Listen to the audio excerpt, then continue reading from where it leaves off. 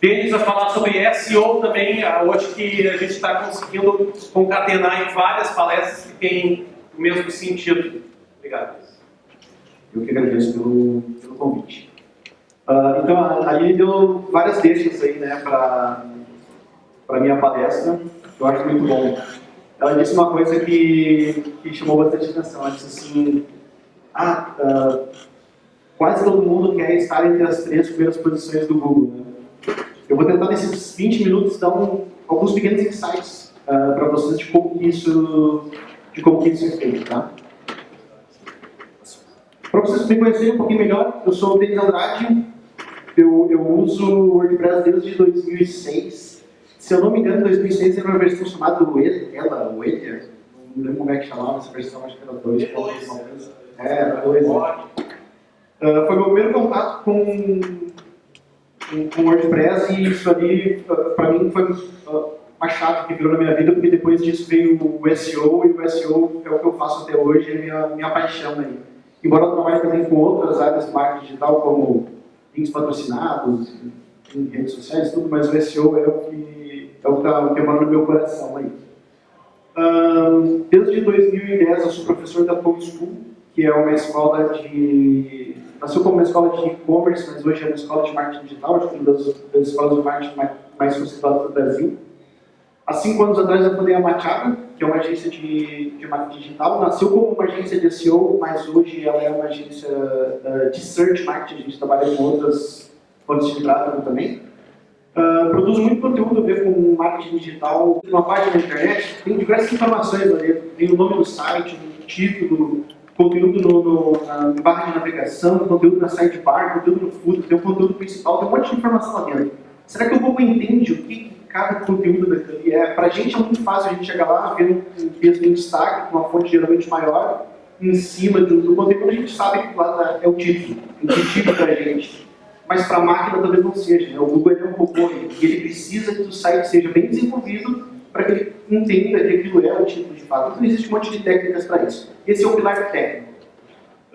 O segundo pilar é o pilar do conteúdo. A informação que é transmitida ali é muito importante também. Não adianta tu ter um site muito bom tecnicamente falando, se o teu conteúdo não atende à necessidade que a pessoa tem naquele momento. Ela vai no Google, quando a gente vai no Google e faz uma busca, a gente está buscando informação de alguma forma. E essa informação tem que nos atender. Então a gente precisa de informação de qualidade. O conteúdo é o segundo pilar do SEO. E o terceiro pilar é a popularidade ou a autoridade que o teu site tem. Basicamente, o Google mede isso com o quanto que outros sites falam do teu na internet. Então, sempre que tu tem alguém de um outro site, um outro blog, que falou de um produto que tu vende, falou da tua marca, falou de um artigo que tu publicou no teu blog, enfim, isso vai colaborar para o aumento da tua autoridade e o aumento da tua popularidade. E também tem um pouquinho dos sinais sociais aí, conforme as pessoas falam de ti em algumas redes, como, principalmente no Google+, mas também no Twitter e no Facebook. Isso tem uma parcela pequenininha, mas acaba ajudando de alguma forma, são os chamados sinais sociais.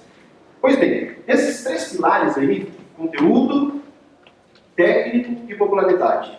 Eu vou falar com vocês hoje de conteúdo e de técnico, vou deixar a popularidade de lado. Por que esses 2 pilares só? São os 2 pilares que têm a ver com o WordPress, né? Que nos interessa diretamente. Bom, para a gente começar a entender o SEO, é fundamental a gente prestar atenção na missão do Google. Se vocês irem na página de Quem Somos do Google, vocês vão poder ler lá que a missão deles é organizar todas as informações do mundo e torná-las mundialmente acessíveis e úteis. Isso aqui responde para a gente a pergunta do que é SEO. Se o Google quer um conteúdo que seja acessível e útil para as pessoas, é isso que ele está pesquisando, é isso que ele está procurando, é isso que ele quer oferecer para o usuário dele, então o que a gente precisa para aparecer nos resultados de busca do Google? Uma página, um conteúdo, uma informação no nosso site que seja acessível em primeiro lugar e que seja útil para o usuário na ponta final. Então eu separei todas essas dicas que eu gostaria de passar agora em alguns passos e tudo começa na hospedagem. Então a hospedagem é a mãe de tudo, né? Então não existe um site no ar se não houver uma hospedagem no começo. Então algumas dicas. A primeira delas é usar um servidor Linux. Existem servidores Windows que rodam o PHP, tá? Para instalar o WordPress nelas.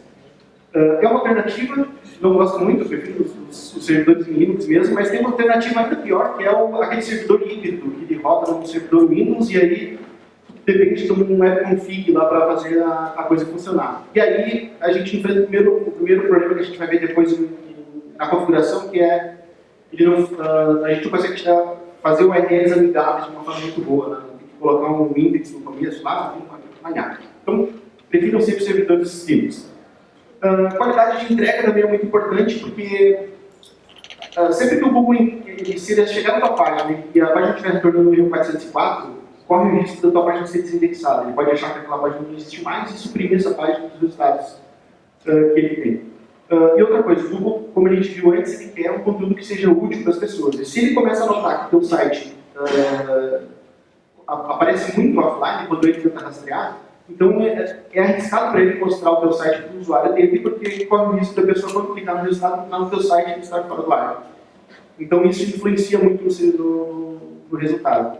Outra coisa é o tempo de carregamento, que a gente tem hoje como, olha, um dos principais fatores do Google.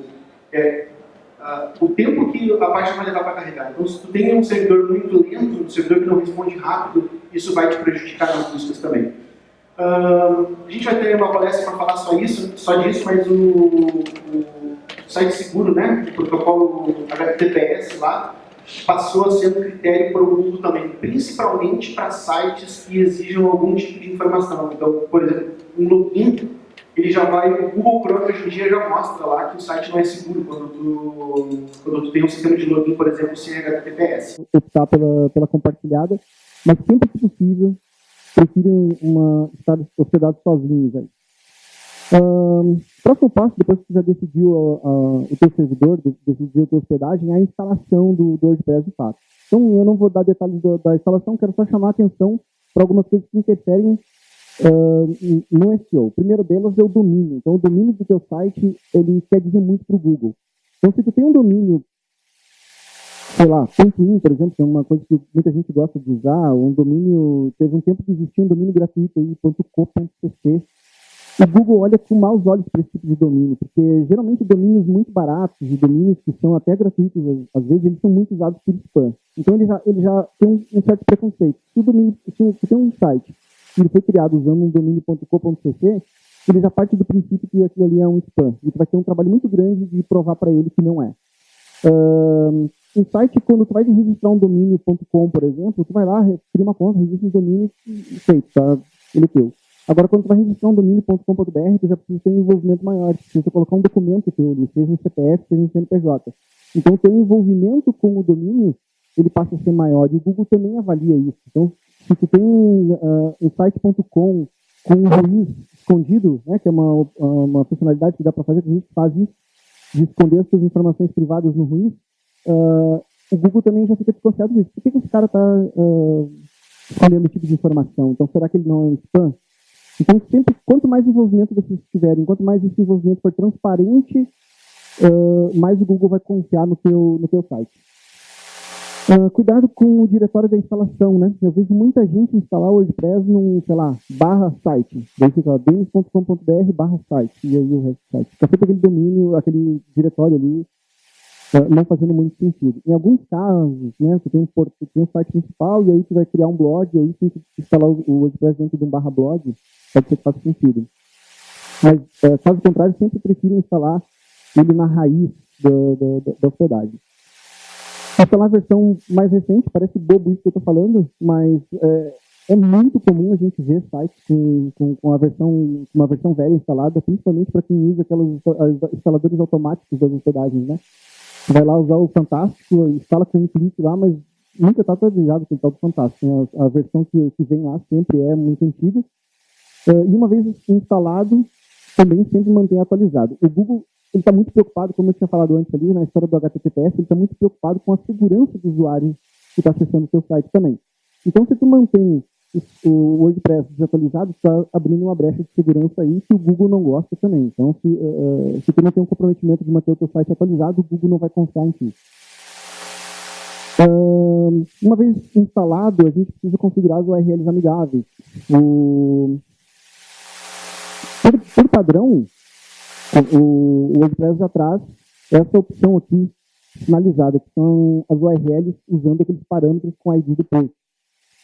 Eu recomendo que seja usado essa estrutura personalizada colocando essa informação, a variável category e a variável post name. Isso vai ser bom para SEO, porque a URL é um dos lugares onde o Google pega a informação para saber do que se trata o conteúdo daquela tua página. Ele vai entender qual é o conteúdo por causa do slug aqui do post name, e ao mesmo tempo, se tu colocar a category aqui, ele vai também entender um pouco de como é que está a arquitetura de informação do teu site, porque tu colocou um pouco dessa informação ali, né? Se a gente usar o exemplo site denis.com/palestra/WordCamp, a gente já sabe que é um conteúdo de WordCamp dentro de uma categoria chamada palestra do site de Denis. Então, tu pega várias informações apenas olhando para a URL e como ela está formatada. É bastante importante que ela siga algo lógico. Quando a gente faz a instalação do WordPress, ele também já traz por default um robot, né? Só que o robot do padrão, ele é um pouco pobre. Ele traz só essas duas linhas aqui. User Agent asterisco, que significa que é uma regra de acesso que serve para todos os rastreadores que estão acessando o seu site. E ele manda desabilitar, né? Dá um disallow aqui no WP admin. Ok, esse é o padrão. Eu recomendo que seja usado esse formato aqui. Principalmente para desabilitar toda a estrutura que tem a barra tag. Então, cada vez que tu coloca uma tag, uma etiqueta lá no teu post, o WordPress tem um link para aquilo ali, cria uma URL única e isso acaba duplicando muito conteúdo. Tu acaba tendo muito conteúdo igual em URL diferente e isso é ruim para o SEO. É ótimo para a navegação do usuário, mas para o Google isso não é bom. Então é melhor tu desabilitar, pedir para o Google não rastrear esse tipo de página, para garantir que tu não tenha duplicidade. E por último, colocar a informação do teu sitemap. Alguém tinha falado antes aqui sobre o sitemap, né? O sitemap XML ele é um arquivo que para o usuário não faz muito sentido, na verdade não faz sentido nenhum, mas para o robô de busca ele é uma listagem de todas as páginas do seu site que facilita o acesso do rastreador às suas páginas. E como é que ele vai saber qual é o endereço do seu sitemap? Porque não existe um endereço padrão. Então, ele só vai saber qual é o endereço do seu sitemap se tu informar para o buscador. E a maneira mais fácil de informar o buscador é colocar esse endereço no robot. Fazendo essa sintaxe aqui. Sitemap, daí coloca o domínio do teu site. Não existe um padrão. Eu estou recomendando esse aqui porque depois eu vou recomendar para vocês um plugin que vai criar automaticamente o XML e ele vai usar esse padrão de endereço. Então tá aí, o plugin que eu tinha prometido falar é esse carinha aqui, ó. O WordPress SEO do Yoast, né? O by Yoast.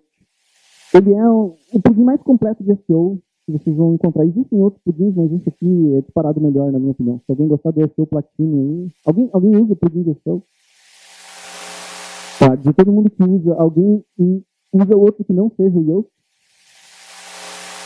Todo mundo usa o Yoast, né? É o melhor plugin disparado. Existe All-in-One SEO, SEO Platinum, existem vários outros aí, mas não são legais. WP Supercache, porque tempo de resposta é fundamental, então isso vai melhorar muito. E o Redirection, porque se tu precisar fazer algum redirecionamento, alguma URL tua mudou de endereço, é muito importante que tu faça esse redirecionamento, porque para o Google, cada vez que a tua página vai subindo no ranqueamento, ela vai ganhando um certo status. E esse status está atrelado ao endereço da tua página. Uma vez que tu mudou de endereço, se tu não fizer um redirecionamento de forma correta, tu vai perder esse status que tu conseguiu ao longo do tempo. Então, esse plugin vai te ajudar a fazer esse redirecionamento.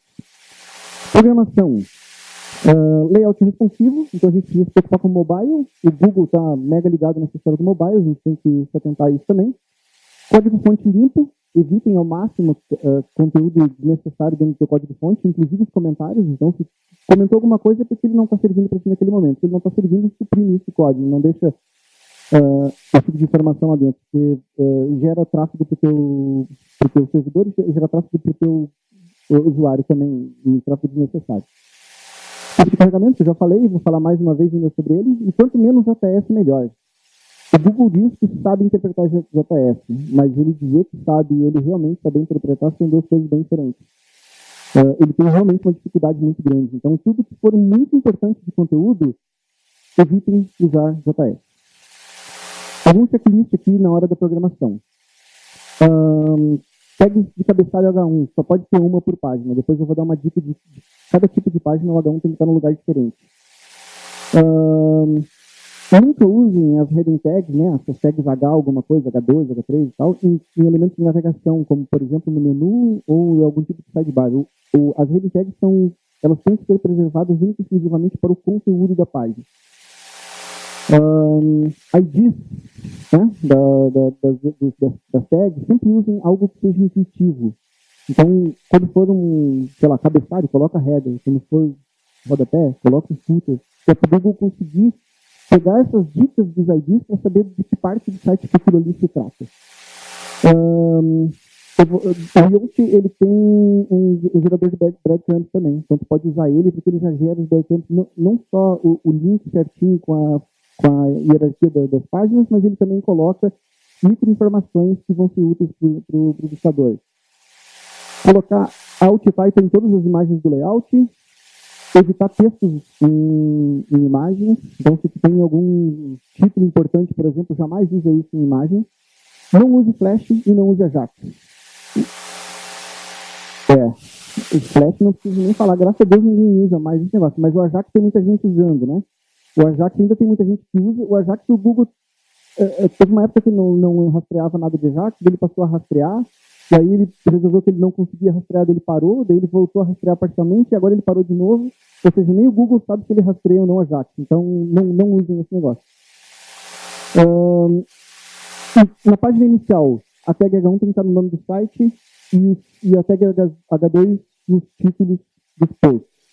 Nas páginas de categoria, H1 no nome da categoria, H2 nos títulos dos artigos listados ali. E não esqueçam de colocar um espaço para descrição de categoria. Eu vejo muita gente esquecer de fazer a otimização das categorias, principalmente colocando um texto único nela, explicando, pelo menos dando uma introdução do que se trata aquele grupo de artigos. É uma ótima fonte de tráfego, porque geralmente as suas categorias abrangem as suas palavras mais amplas. E na sua página de post, o H1 tem que ser o título de artigo e o H2 somente no corpo do seu conteúdo. Bom, antes de fazer qualquer publicação, é importante pesquisar. A gente tem que entender um pouco como que o nosso público se comporta nos resultados de busca, né? Então, o usuário ele vai lá no Google e digita alguma coisa que ele quer. Que coisas são essas, né? A gente tem que entender como que ele está buscando para saber o que a gente quer oferecer para esse cara aí. E aí tem algumas ferramentinhas que são muito legais. Eu não coloquei link para ferramentas porque eu quero que vocês vão no próprio Google e façam uma busca lá, né? Já que a gente está falando de SEO, vamos exercitar isso. Então, algumas ferramentas legais. Em primeiro lugar, fazer um pequeno briefing com o cliente, entender dele o que ele quer oferecer e o que ele imagina, né? Já é um ótimo ponto de partida, saber o que ele está imaginando, como é que ele quer ser encontrado. Só que o cliente não sabe tudo, a gente tem que usar aquele como ponto de partida e depois fazer um brainstorm interno e usar algumas ferramentas, como SEMrush, Answer the Public, Google Trends e o planejador de palavras-chave do Google. Infelizmente não dá para dar muito detalhe sobre cada uma delas, porque o tempo é curto aqui, mas eu recomendo que vocês pesquisem e usem essas ferramentas aí para entender o comportamento das pessoas e escrever conteúdos focados no que elas estão procurando. Ok, chegou a hora de fazer uma publicação. Conteúdo único. Jamais copiem conteúdo. Jamais levar uma experiência de qualidade para quem está fazendo busca na página de pesquisa dele. Então não faz sentido para ele mostrar conteúdo igual. Sempre que alguém copiar conteúdo, esse cara que copiou o conteúdo vai ser descartado, vai ser deixado em segundo plano. Depois a qualidade, né, que é indiscutível, a gente precisa criar um conteúdo que seja realmente útil e que atenda aquela busca feita pelo usuário. Palavra-chave tem que estar no título do teu artigo. Os tópicos, subtópicos dentro do teu conteúdo, eles precisam ser feitos em H2 ou H3, para que o Google entenda que eles são subtópicos. Texto âncora. Evitem coisas como clique aqui, saiba mais, ou continue lendo, algo do tipo, porque o Google cria uma associação entre o que está escrito ali, onde a pessoa clica, e a página de destino. Então, se vocês forem no Google hoje e fizerem a pesquisa por clique aqui, vocês vão ver que, se não for o primeiro resultado, vai ser o segundo, é uma página do correio para consultar o CEP. Por que o Google está posicionando essa página? Porque ele encontrou milhares de páginas da internet escrito clique aqui apontando para a página do correio. Logo, ele criou uma associação. Se a pessoa pesquisa por clique aqui, ele entende que a página dos Correios atende essa pesquisa. Então, como que a gente pode usar isso a nosso favor? Se eu tenho uma página aqui que eu quero aparecer para consultor de SEO. Então, eu pego e coloco um link em um conteúdo meu, apontando para essa página e no link, no texto âncora, esteja escrito consultor de SEO, para que o Google crie essa associação. Links externos. Não precisa ter medo de colocar link externo. Isso, na verdade, até ajuda um pouco o teu SEO. Então, se tu fez um conteúdo sobre futebol e colocou um link para o site do Barcelona, por exemplo, que é um site de autoridade, isso vai enriquecer mais o teu conteúdo e o Google gosta disso. Se tu colocar para o Inter, corre o risco de o teu resultado ser rebaixado.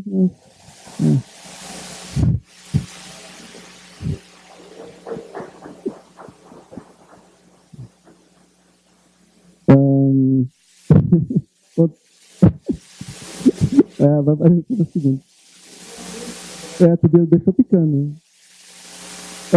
Otimização de imagens. O WordPress já tem isso por default. Só usem isso. Eu vejo pouca gente usando esse recurso de sempre colocar um title e sempre colocar um alt aqui no campo de título e no campo de texto alternativo das imagens. Existe um monte de coisa de SEO que eu não falei aqui, porque esse plugin vai dizer para ti. Usem esse plugin e na hora da publicação ele vai te dizer um monte de coisa que está errado no teu SEO, que tu precisa melhorar e que tu consegue fazer isso em tempo real. Então tu vai colocar a tua palavra-chave aqui dizendo, eu quero aparecer para essa palavra. E ele vai te fazendo um checklist aqui, te dando vermelhinho quando a coisa estiver ruim e verde quando o negócio estiver bom.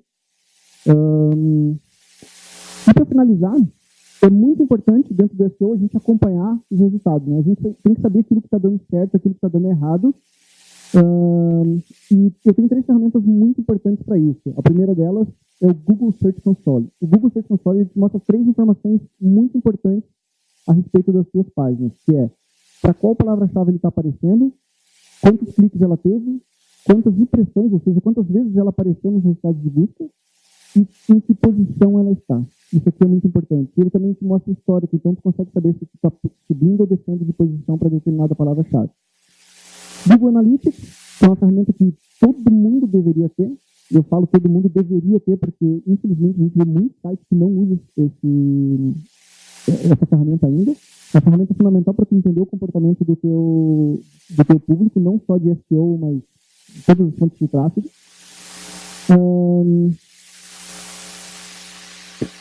E uma ferramenta paga, que, se eu não me engano, custa $99. Ela não é muito barata, mas para quem está trabalhando com marketing digital é uma ferramenta fundamental. Chama SEMrush.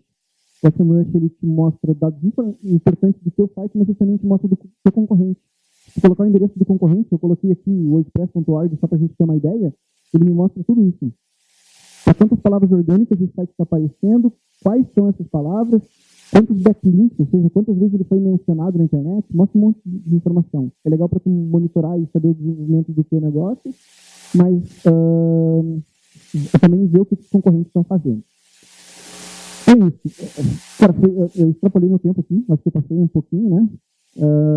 É um conteúdo que a gente conseguiria facilmente estar falando dele 16, 20 horas, mas eu tentei consolidar em 20 minutos. Quem quiser os slides aqui, só me pedir depois que eu posso mandar, eu coloco no slide share ou algo do tipo aí. E, enfim, se alguém tiver dúvidas, o momento é esse. Bom, só para avisar, Denis, para complementar, depois o Denis vai mandar, os palestrantes estão mandando as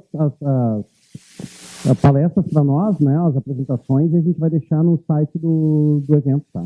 Então vocês vão poder baixar de lá. Quem é que tem pergunta para o Denis? Eu acho que tem um monte de pergunta aí, né?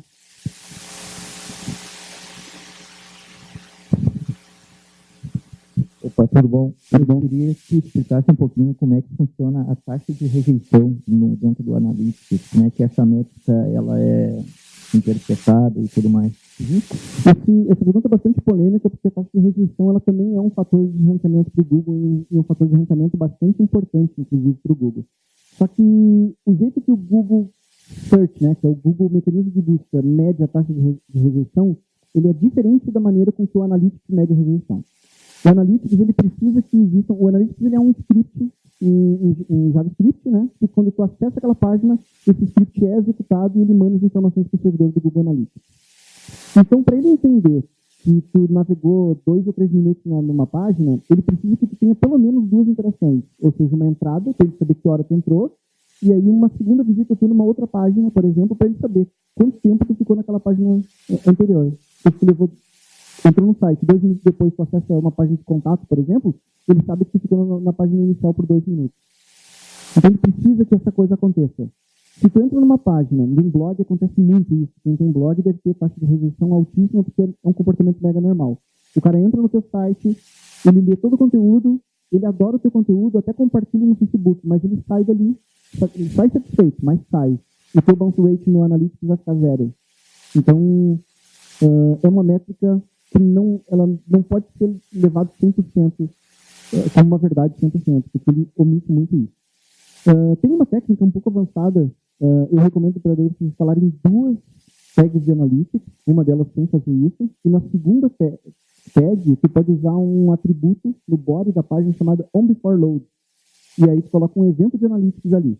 Então, quando a pessoa sair da sua página, ele vai fazer uma chamada no Analytics e vai salvar o seu tempo correto. Então, você vai ter uma métrica 100% de permanência ali, vai ser uma métrica real. O cara pode, se ele fechar a aba, se ele der um voltar no navegador, se ele clicar num link externo, qualquer ação de saída, ele vai acabar registrando. Mas nunca façam isso no perfil principal, sempre criem um perfil extra para fazer esse tipo de análise. Agora, para complementar, já que eu falei que era diferente no Google Search, o Google Search ele mede com como que as pessoas voltam no próprio resultado de busca. Então, vamos imaginar que alguém foi lá e procurou por, sei lá, final do gauchão. Aí o Google mostra 10 sites, o cara clica em um, e aí o Google não sabe mais o que aconteceu, você sabe que ele clicou naquele site. Daqui a 30 segundos o cara volta no Google, faz a mesma pesquisa e clica em outro resultado. O que o Google Search vai entender com isso? Que aquele resultado não foi bom, ou seja, aconteceu um bounce rate de verdade ali. Agora, esse mesmo cara, depois de clicar no segundo resultado, ele volta lá no Google e procura sobre Champions League, por exemplo. Ou seja, o Google vai esse cara está procurando por outra coisa, então aquele resultado que ele tinha clicado pela segunda vez atendeu aquela pesquisa dele. Ou seja, o bounce daquele site é 0 para esse caso. Então, o jeito dele medir o bounce é dessa forma, diferente do analista. Boa tarde, meu nome é Kleber. Tudo bom? Tudo bem? Eu trabalho há 5 anos com SEO, tá?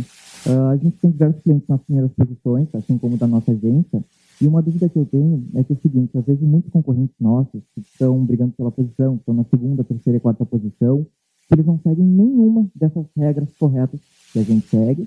E a minha pergunta é se tem alguma explicação para isso, se seria um erro de algoritmo do Google, técnicas de Black Hat, porque eles não são responsivos, não têm um bom conteúdo, não trabalham com mídias sociais, e eu vejo eles disputando essas posições e não entendo nada disso, né? E até hoje eu não consegui uma resposta concreta. Não sei se teria também alguma ideia do que possa ser.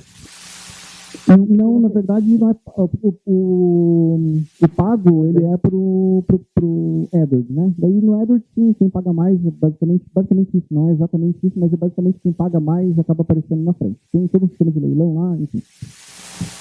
Mas a questão, a pergunta tem a ver com orgânico, né? Ou seja, não existe como se pagar para aparecer bem no orgânico.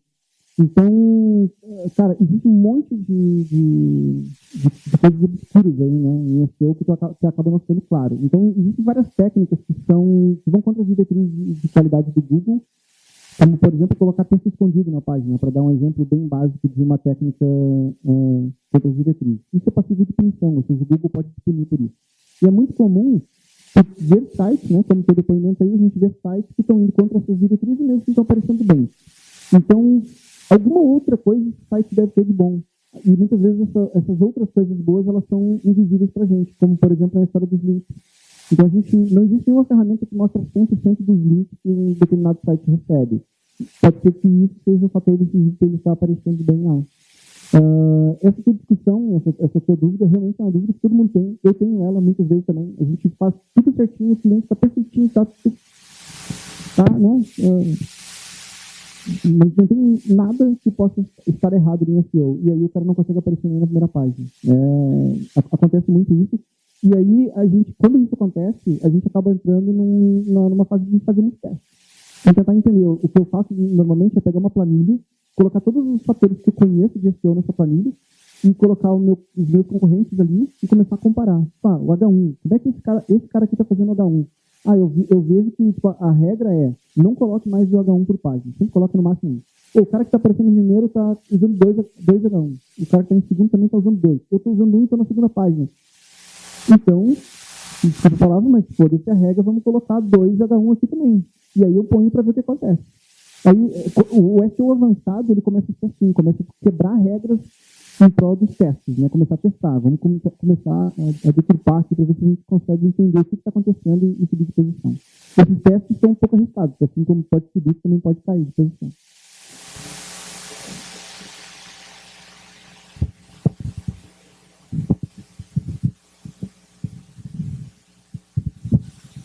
Só uma dúvida rápida, você falou agora sobre a questão do H1 de ser um só por página, mas já há um tempo atrás, nas últimas diretrizes do WPC, eles aprovaram mais de um H1 na página, se você criar sessões e tal. No HTML5 já é possível ter mais de um H1. O Google já se atualizou e compreende quando tem mais de um H1, ele compreende que tem, porque são sessões diferentes, ou ele, casado, entenderia que existe um problema ali? A gente pode usar mais um H1 quando está falando de HTML5, porque a semântica permite isso, né? Eu não gosto muito de recomendar que a pessoa faça isso, porque tu precisa ter realmente uma semântica fazendo total sentido. Então, se tu ter simplesmente sections diferentes dentro do teu HTML e colocar H1 dentro delas, isso está semanticamente correto. Mas o Google não vai entender o que é cada section daquela.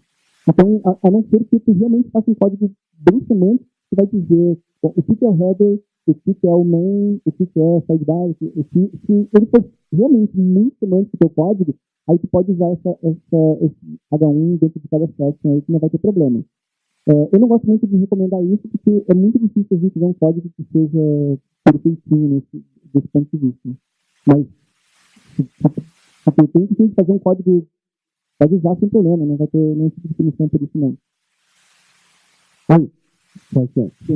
E aí, Falou de fazer os testes ali, né? Colocar numa planilha e fazer testes. E qual é o tempo que tu tem para saber que colocar 2 H1 ao invés de 1 está dando resultado ou não, negativo ou positivo, né? Quanto tempo leva para te saber que cada teste desse está dando resultado?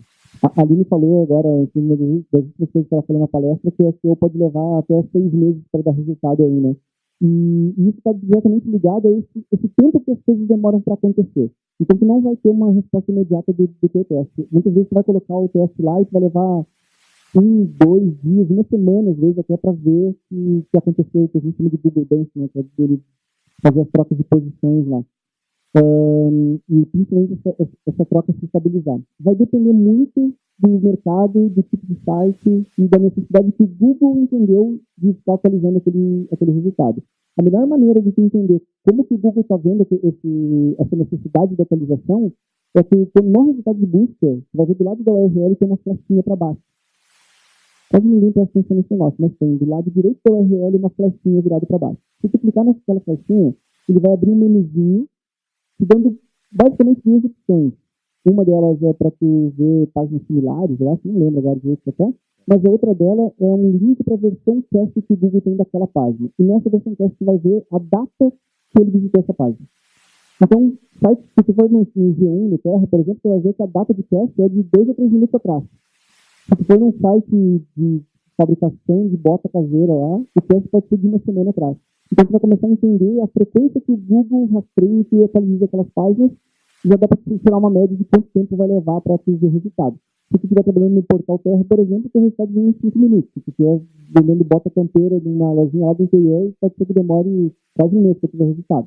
Tem como acelerar isso? Tem, usando o Google Search Console. Não vou dar detalhes, mas vocês podem pesquisar ou perguntar para mim depois, na hora do café ali, que eu explico como faz. A última pergunta aqui, Ricardo, né? O Ricardo, a gente pergunta a resposta rápida e a gente já entra com a palestra feira, que a gente está bem atrasado, tá, pessoal? Boa tarde. Eu participei de um evento sobre produção de conteúdo e foram feitas 2 afirmações, digamos assim, que quem produz conteúdo tem que parar de se preocupar tanto com o Google e produzir conteúdo para as pessoas.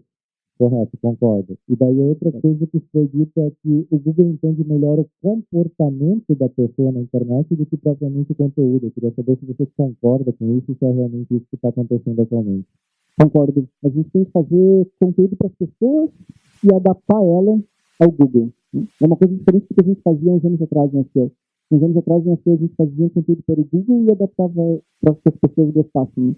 Agora pode realmente ser o contrário. O Google, ele não está interessado em julgar quem faz um site bom ou quem faz um site mau, né? Então, o fato de você ter um erro de semântica no seu código, por exemplo, não te impede de aparecer dentro das personagens, desde que o Google entenda aquele conteúdo e posicione ele bem. Por que a gente tem um monte de boas práticas? Para garantir que o Google vai entender, né, aquele conteúdo. Então, se você colocar um ou dois addons em uma página, por exemplo, o usuário não faz diferença. Então, vamos fazer do jeito certo. Agora, sei lá, existe uma recomendação, por exemplo, que é uma espécie de lei aí, que o conteúdo profissional do Google tem que ter 400 palavras. Vamos assumir que isso seja verdade. Mas porque o usuário, o cara vai lá e procura a idade do Silvio Santos, não precisa ter 400 palavras para dizer qual é a idade do Silvio Santos. Então, escrever um conteúdo de 400 palavras numa pesquisa dessa, por exemplo, está piorando a experiência do cara. Então, o melhor é que escrever um conteúdo de 20 palavras que responda realmente a pesquisa dele, do que estar sendo linguista nas 400 palavras ali. O Google está muito mais interessado realmente na experiência que esse usuário tem. Só que a gente tem que garantir que ele entenda que essa experiência está acontecendo. Por isso que existe um monte de recomendações aqui. Galera, muito obrigado. Quem quiser conversar comigo depois, estou aberto aí, na hora do post ali. Quem quiser mandar e-mail, eu tenho aqui no meu... Não, tem a volta de função rapidinho, só. Eu já me entendi tanto que mais de 30 segundos não vai fazer diferença. Só para vocês terem aí. Mas tu tirou até o slide desse, então. Eu queria tanto passar as minhas redes sociais, eu preciso de mais seguidor lá no Twitter. Então tá. É só procurar @DenisAndrade em qualquer lugar aí. Twitter, Instagram, Facebook. E se quiserem procurar no YouTube, lá é um pouquinho diferente. Lá eu tenho um canal no nome da agência, que é a Agência Machada. E a gente fala de marketing digital também. Muito obrigado.